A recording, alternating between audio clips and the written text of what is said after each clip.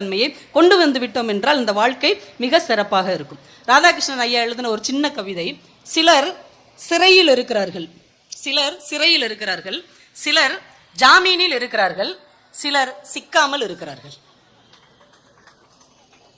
அதான் அவர் எழுதுன.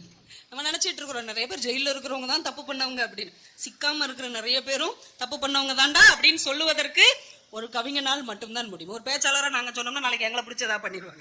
ஆனால் ஒரு கவிஞன், ஒரு படைப்பாளன், ஒரு எழுத்தாளன் தான் இந்த சமூகத்தின் வன்மங்களை களைந்து அதற்குள்ளே ஒரு ரோஜா பூ பூக்க செய்கிற ஒரு அருமையான வினாடியை உருவாக்க முடியும் என்பதை இந்த எழுத்தின் மூலமாக குழந்தைகளுக்கு நமக்கு கொண்டு போக முடியும். இந்த புத்தக திருவிழாவில் நீங்க நம்ம தொடங்கணும். இனிமே வயசானவங்களை நம்மளால மாற்றவும் முடியாது, மாற்றி பிரயோஜனமும் இல்லை, ஒன்றும் செய்ய முடியாது. ஆனால் குழந்தைகளை நாம் மாற்ற முடியும். ஏன்னா குழந்தைகளுடைய உலகம் ரொம்ப அழகானது, வெள்ளந்தியானது, கள்ளம் கபடம் மற்றது. இன்னும் மானுட குலத்தின் மோசமான கரைகள் இல்லாத ஒரே உலகம் குழந்தைகளின் உலகமாகத்தான் இருக்கிறது. அதனால குழந்தைகளின் உலகத்திலிருந்து